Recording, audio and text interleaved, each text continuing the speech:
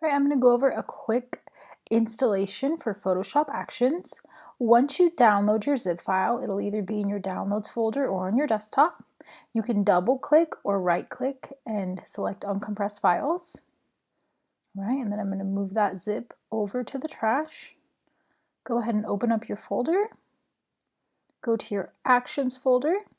You can see the ATN file. Action files always have an ending of .atn. There's a super simple way. You can literally just double click on that file and it will install it directly into your Photoshop Actions panel. To show your Actions panel, go ahead in Photoshop, go up to Windows, then go ahead and click on Actions. That'll bring up your Actions panel. I just installed our LMX Love Stories. I'm going to go ahead and delete those to show you another way to install those into your Actions panel. If you click on these three dots here in the right hand corner, go ahead and select Load Actions. Go ahead and navigate to where you saved those. Select that ATN file.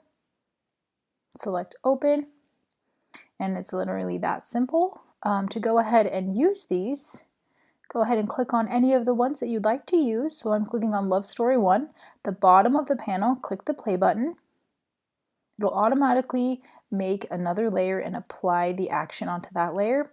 There are pop-up windows that come up to help you through the process.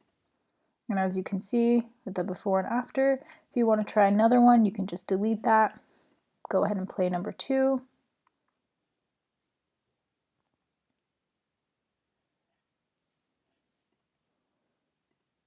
You can always decrease the opacity to take the effect down a little bit, or you can play the action again. There's also adjustment actions down here at the bottom. You can auto white balance, you can cool the image down. Those are in most of our action packs, but that's the simple, quick, easy way to load actions into Photoshop.